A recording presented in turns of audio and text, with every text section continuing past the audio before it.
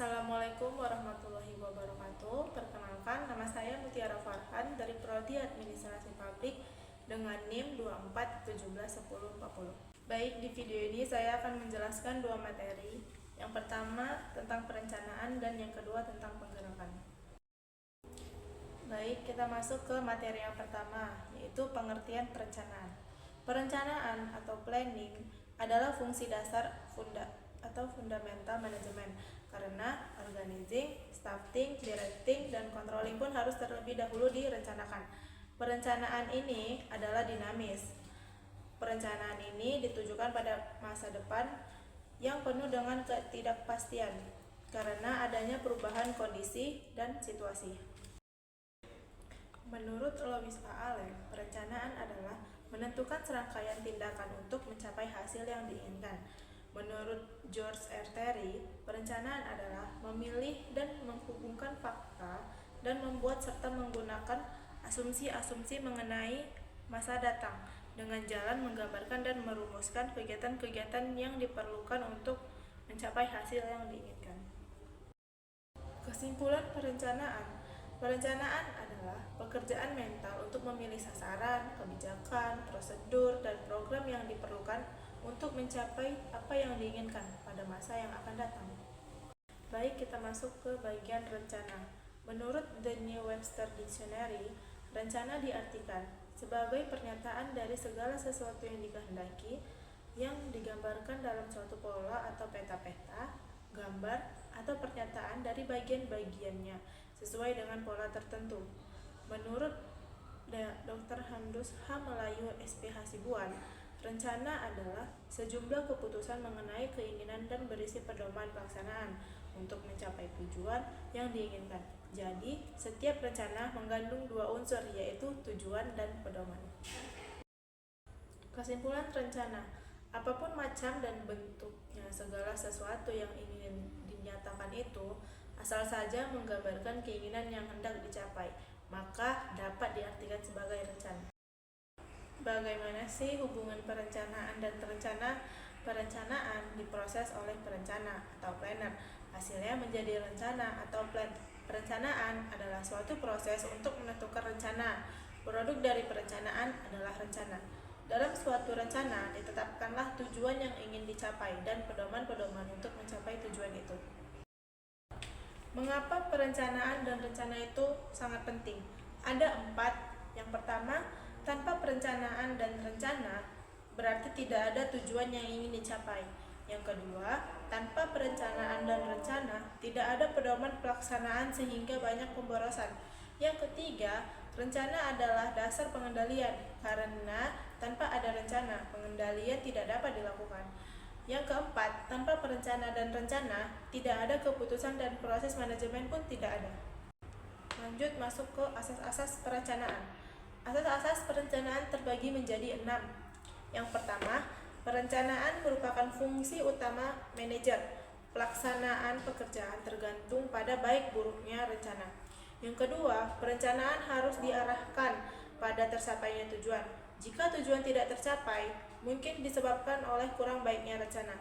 Yang ketiga, perencanaan harus didasarkan oleh kenyataan-kenyataan objektif dan rasional untuk mewujudkan adanya kerjasama yang efektif. Yang keempat, perencanaan harus mengandung atau dapat diproyeksikan kejadian-kejadian pada masa yang akan datang.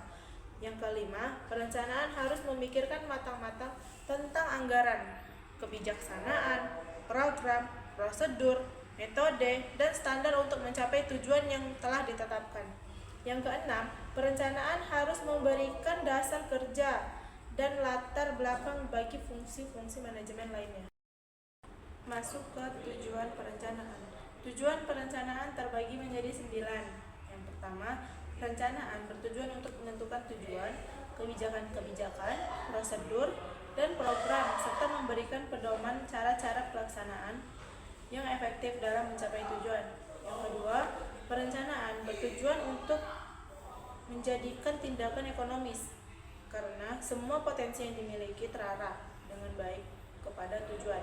Yang ketiga, perencanaan adalah satu usaha untuk memperkecil resiko yang dihadapi pada masa yang akan datang. Yang keempat, Perencanaan menyebabkan kegiatan-kegiatan yang dilakukan secara teratur dan bertujuan. Yang kelima, perencanaan memberikan gambaran yang jelas dan lengkap tentang seluruh pekerjaan.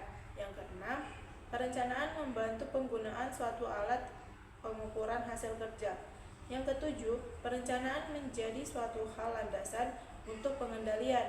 Yang kedelapan, perencanaan merupakan usaha untuk menghindari mismanagement dalam penempatan karyawan.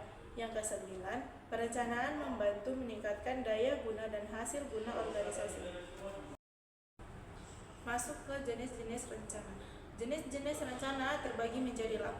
Yang pertama ada tujuan, yang kedua ada kebijaksanaan, yang ketiga ada prosedur, yang keempat ada rule, yang kelima program, yang keenam budget, yang ketujuh metode, dan yang kedelapan strategi.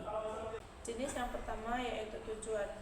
Tujuan yang diinginkan harus dirumuskan sejelas-jelasnya agar dapat dipahami dan ditafsirkan dengan mudah oleh orang lain. Yang kedua, kebijaksanaan. Kebijaksanaan adalah suatu jenis rencana yang memberikan bimbingan berpikir dan arah dalam pengambilan keputusan. Karena dalam kebijaksanaan ini, maka rencana akan semakin baik dan menjuruskan daya pikir dari pengambilan keputusan ke arah tujuan yang diinginkan. Yang ketiga, prosedur. Prosedur adalah suatu rangkaian tugas yang mewujudkan urutan waktu dan rangkaian itu dilaksanakan. Yang keempat, ada rule. Rule adalah rencana peraturan yang harus diikuti. Perbedaan dengan prosedur yang mengikuti urutan tindakan tertentu. Aturan memberikan panduan untuk mencegah penyimpangan dari peraturan, sedangkan prosedur lebih struktur. Keduanya berfungsi sebagai panduan untuk mengambil tindakan yang baik dalam organisasi. Jenis yang kelima ada program. Program adalah suatu rencana yang ada pada dasarnya telah menggambarkan rencana yang konkret. Jadi, program juga merupakan usaha-usaha untuk mengefektifkan rangkaian tindakan yang harus dilaksanakan menurut bidangnya masing-masing. Yang keenam, ada budget. Budget atau anggaran adalah suatu rencana yang menggambarkan penerimaan dan pengeluaran yang ada dilakukan pada setiap bidang. Jadi, anggaran harus rasional. Yang ketujuh, ada metode. Metode merupakan hal yang fundamental bagi setiap tindakan dan berhubungan dengan prosedur. Suatu prosedur terdiri dari serangkaian tindakan. Yang kedelapan adalah strategi. Strategi atau siasat adalah juga termasuk jenis rencana karena akan menentukan tindakan-tindakan pada masa yang akan datang untuk mencapai tujuan yang diinginkan. Strategi pada dasarnya adalah penentuan cara yang harus dilakukan agar memungkinkan memperoleh hasil yang optimal, efektif, dan dalam jangka waktu yang relatif singkat secara tepat menuju tercapainya tujuan yang telah ditetapkan. Strategi dalam perencanaan terbagi menjadi 5. Yang pertama, manajemen baru dikatakan ada jika ada rencananya atau tujuannya ada. Yang kedua, pelaksanaan proses manajemen akan lebih mudah dan baik jika rencananya baik, jelas, dan terinci. Yang ketiga, suatu rencana menjadi dasar dan alat pengendalian. Yang keempat, jenis-jenis rencana yaitu objektif, polisi, prosedur, program, budget, metode, dan anggaran. Yang kelima, dampak atau hasil baru diketahui pada masa akan datang setelah rencana itu dilaksanakan. Masuk ke keuntungan dalam perencanaan. Keuntungan dalam perencanaan terbagi menjadi 10. Yang pertama, dengan perencanaan tujuan menjadi jelas, objektif, dan rasional. Yang kedua, perencanaan menyebabkan semua aktivitas terarah, teratur, dan ekonomis. Yang ketiga, perencanaan akan meningkatkan daya guna dan hasil guna semua potensi yang dimiliki. Yang keempat, perencanaan menyebabkan semua aktivitas teratur dan bermanfaat. Yang kelima, perencanaan dapat menggambarkan seluruhan perusahaan. Yang keenam, perencanaan dapat memperkecil resiko yang dihadapi oleh perusahaan. Yang ketujuh, perencanaan memberikan landasan untuk pengendalian. Yang kedelapan, perencanaan merangsang prestasi kerja. Yang kesembilan, perencanaan memberikan gambaran mengenai seluruh pekerjaan dengan jelas dan lengkap. Yang ke-10, dengan perencanaan dapat diketahui tingkat keberhasilan karyawan. Masuk ke kerugian perencanaan. Kerugian perencanaan terbagi menjadi 5.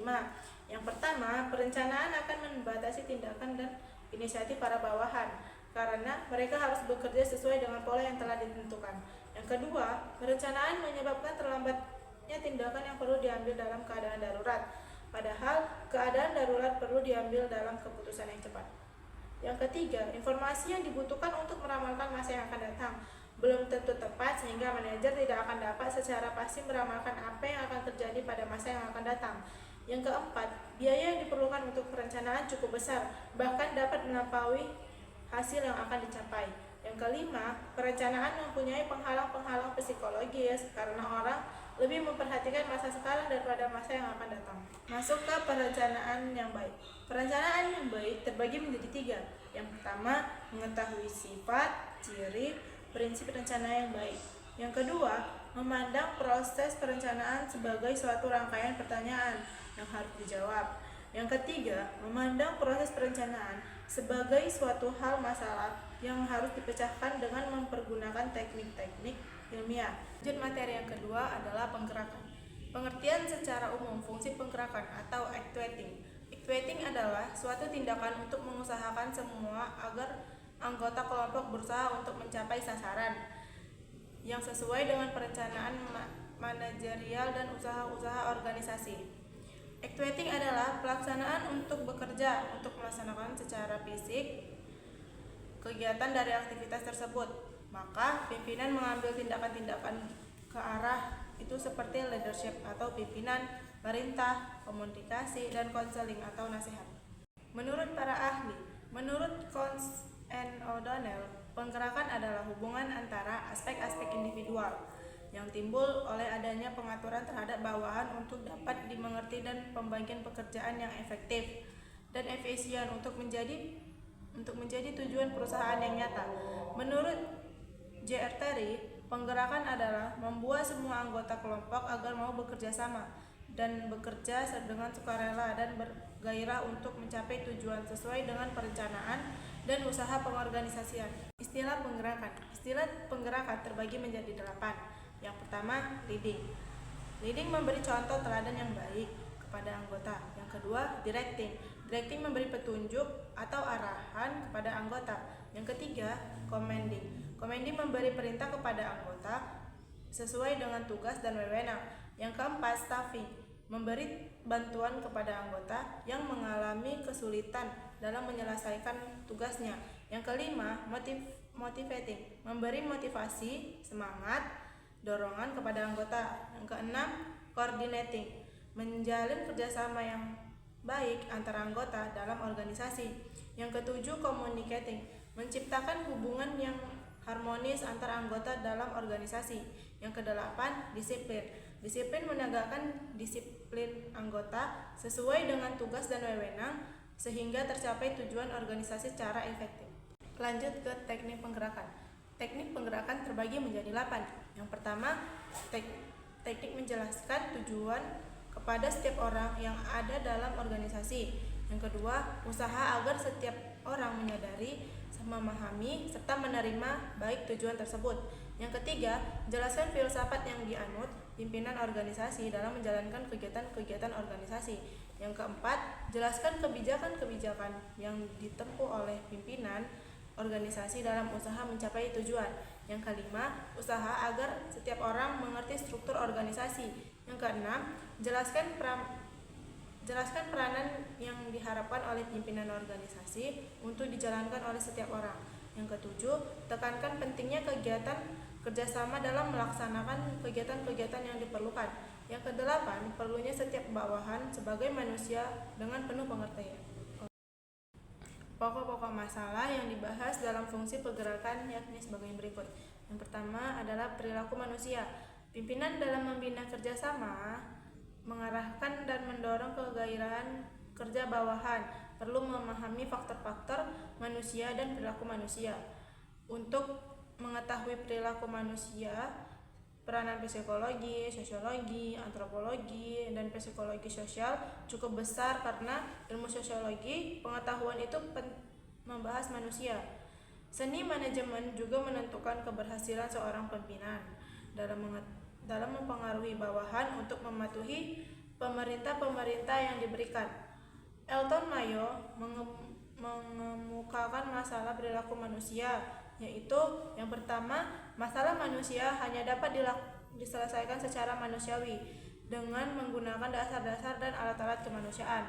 Yang kedua, semangat kerja lebih besar peranan dan pengaruhnya terhadap produktivitas dan karyawan. Yang ketiga, perlakuan yang baik dan wajar terhadap karyawan lebih besar pengaruhnya terhadap produktivitas daripada tingkat upah. Yang kedua, ada motivasi. Motivasi merupakan salah satu syarat kemampuan kepemimpinan seorang manajer. Seseorang manajer harus mampu memotivasi, mempengaruhi, mengarahkan dan berkomunikasi dengan bawahan. Bawahan dimotivasi mengikuti dan meningkatkan berprestasi dan kepuasan bekerjanya. Definisi motivasi menurut para ahli. Yang pertama, Edwin B.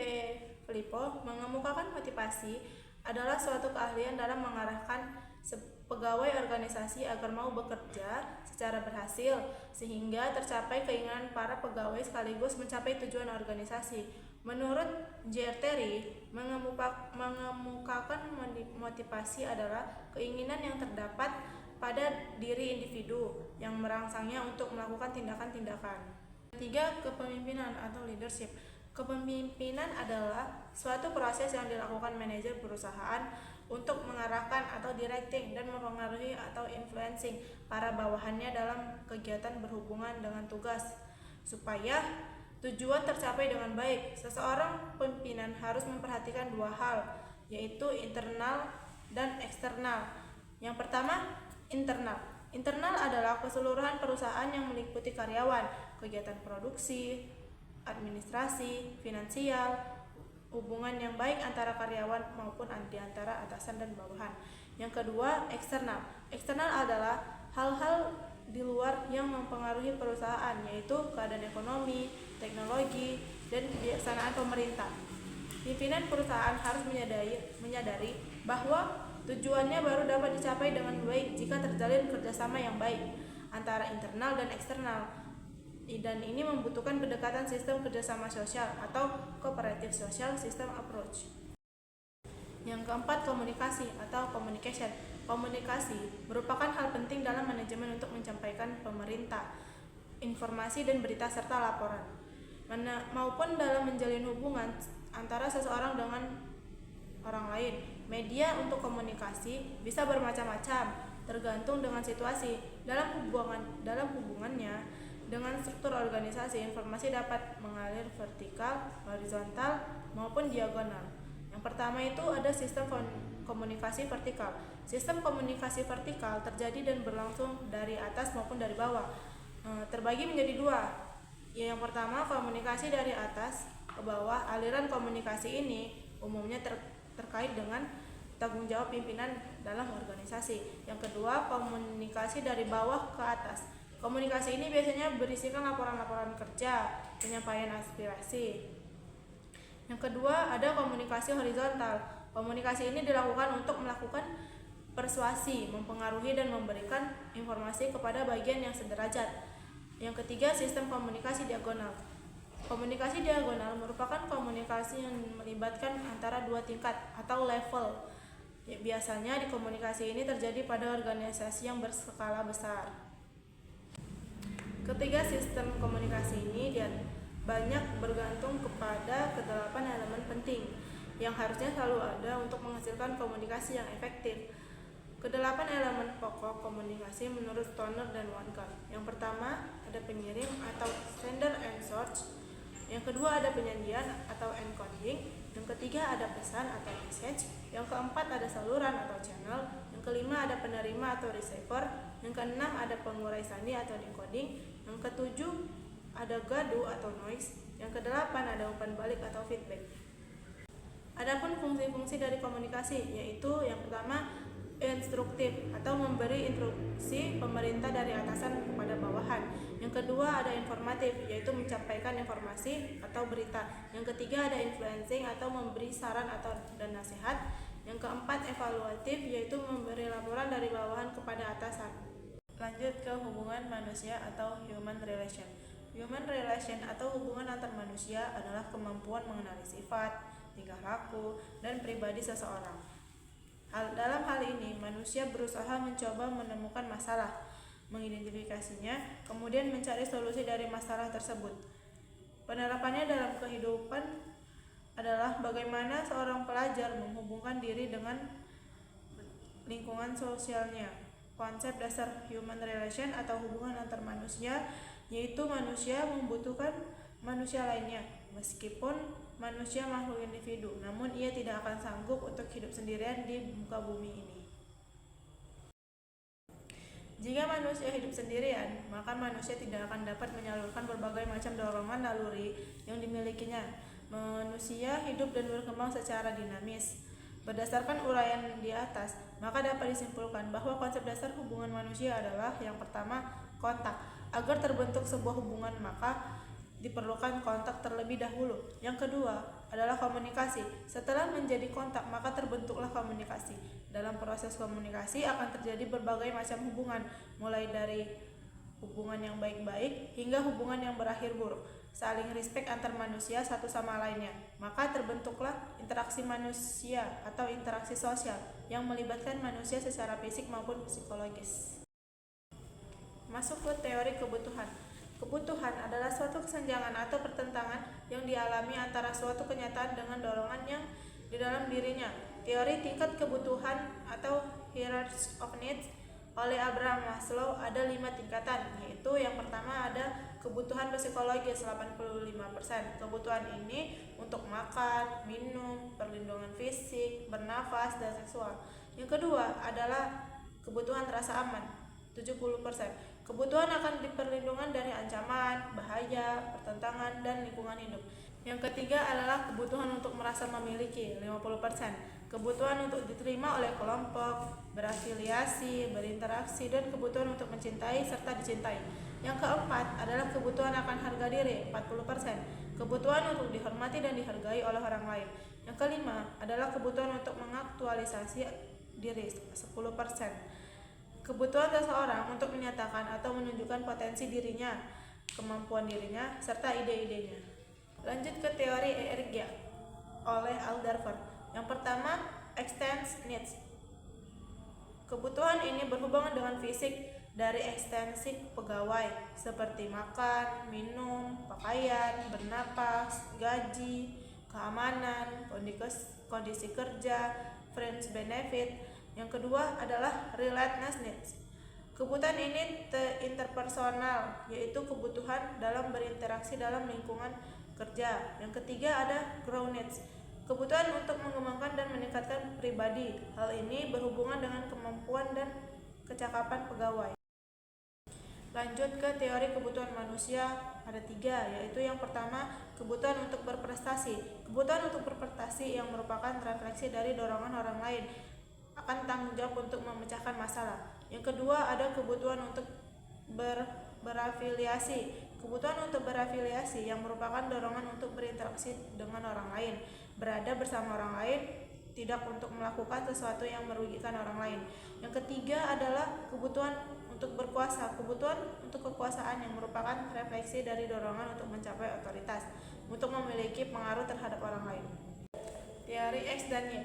Ada 2 pendekatan mengenai tingkah laku dan menggunakan asumsi-asumsi mengenai sifat manusia, yaitu teori X berasumsi umumnya manusia tidak senang bekerja dan berusaha untuk menghindar jika mungkin. Pada umumnya manusia ini harus diawasi dengan ketat, dipaksa, dan diberi hukuman untuk tujuan organisasi.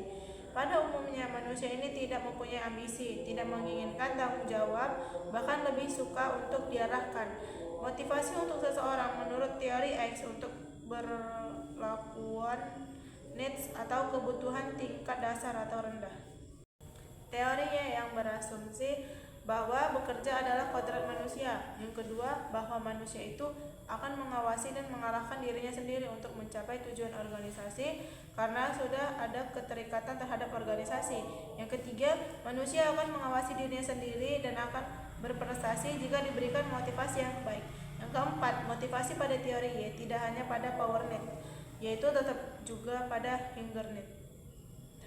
Sekian dari materi yang sudah saya jelaskan, yaitu tentang perencanaan dan penggerakan. Sekian, terima kasih. Assalamualaikum warahmatullahi wabarakatuh.